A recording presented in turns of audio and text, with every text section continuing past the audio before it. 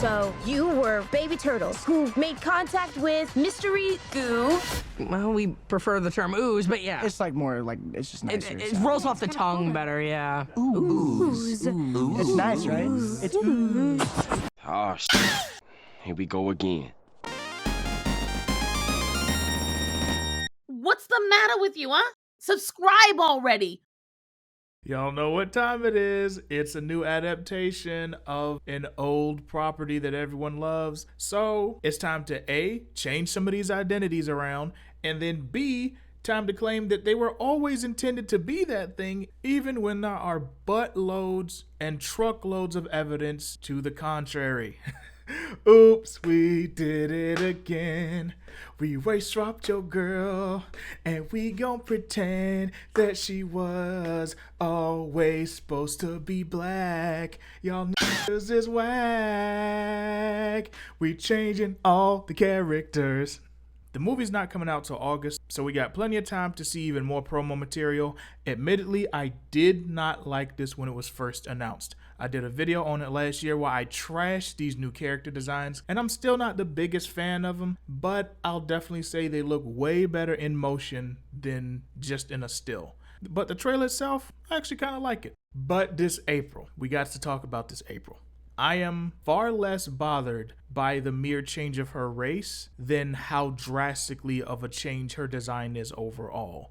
Because there are damn near as many stylistic changes done to April's design in one way or another as there are versions of TMNT.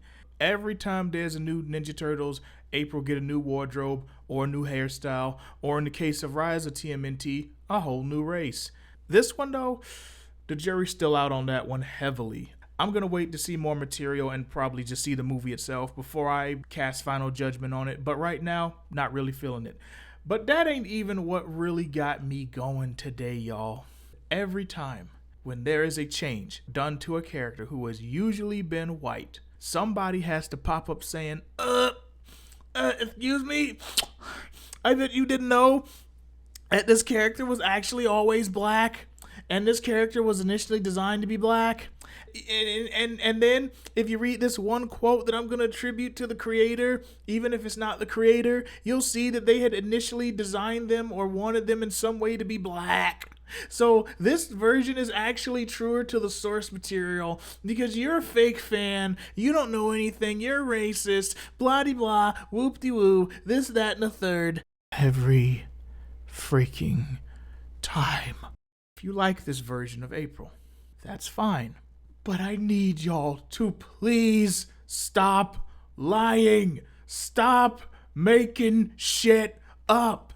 There are numerous sources from the creators of the TMNT original comics which explain how they came up with the idea of April. One of them says he always envisioned her as being white, specifically with some type of English or Irish or Scottish ancestry. And then the other creator, I can't remember which one said what, but I will link this very thorough blog post from a long time ago, like all the way back in like 2013 or some shit, like ages ago, that just compiles all these different sources from all these different interviews and pages out of books where the guys have talked about it. And I know one of them initially envisioned her as an Asian woman or Asian American woman and modeled her in some way after a mixed race woman who he was dating and later married and later divorced, and I believe now has passed away. So at best, when they first thought the character up, she was likely mixed race. But by the time she popped up in the comic books, her ass was just white. That's it. She was just white. There are some scans you might find from old books where she don't look white. That's either because she had a tan or that was colored by someone who wasn't the original team. Some people are going to point out her hair, again, just like with Starfire, and say, oh, it's long and curly, that means black. Okay, you do understand that black people are not the only ones with curly hair, right? Especially when we're talking about the 80s, aka when the Ninja Turtles first debuted.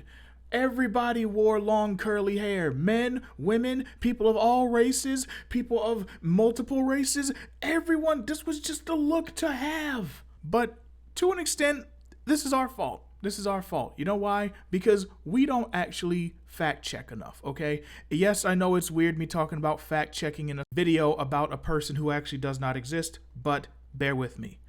If more people spoke up when these type of things were being passed around years ago, there wouldn't be so many people who could run to it now. Like the whole idea of Starfire being based off Naomi Campbell. A thing that don't make sense in the first place because Naomi Campbell was an elementary school age kid when Starfire first debuted. So this is me throwing out some corrective energy into the universe. Regardless of whether or not you like this version or want to see this version or want to ride with this version or whatever, just say you don't give a shit that she's black instead of white and you want to see how the character looks. That's fine. Just say you don't think it's important for her to stay white. That's fine. My opinion on the matter, iconic characters are iconic in a large part because of their looks and how we perceive them. And if you throw a version of a character up on a screen that looks nothing like the way they've looked for like 20, 30 years and how everyone's known them, yes, that's always going to cause some pause. It's always going to cause some pause. But that can be made up for by making them a dope version in every other area so that even if they don't look like the OG version, we still know it's them, which is very easy to do because Michael Clark Duncan did that shit when he played Kingpin. He was one of the best versions of Kingpin of all time. Just not even an argument, okay? So you can have a version that looks different and is still in character. But when it comes to characters like April, she's been changed and altered so many times. Sometimes she got black hair. Sometimes she got fire truck red hair. Sometimes she's like a more orangish hair ginger. Sometimes in the banana raincoat. Sometimes she's in like early 2000s. I'm not necessarily a fighter, but I'm tough and ready for action clothes. Sometimes she's in a lab coat. Sometimes she's a fucking teenager. Sometimes she's damn near 30. Sometimes she got curly hair. Sometimes she got straight hair. Sometimes she's a ninja. Sometimes she's got a spacesuit on. They got so many different versions of April that even the ones that's all white barely look alike. So if all they changing in this part is her race, I don't care. I don't care. Maybe that's a hot take, but I don't care. My thing is, A, they done went as far away from April as possible, so they gonna really have to sell that personality in this movie. And B, I need the people who are advocating for this version and all the other swapped out versions of characters to stop making shit up. Just say you like the character. It's fine. Just say you want to see the version. It's fine. Stop lying. Stop putting words in people's mouths. Stop saying characters were always meant to be black. Sometimes characters were always meant to be white, and that's okay. God in heaven. But that's going to be all for me today. Thank you all for watching and listening. Be sure to stick around and check out whatever I drop next. I'm currently working on my Proud Family Louder and Prouder video. It's a mammoth-ass video if I ever made one. But if you're a member, you can actually see the first few minutes right now. I have uploaded it and it is ready for you to watch. That's probably how I'm going to be releasing it. My members will get to see the video as I develop it. But either way, I'm glad to have you here.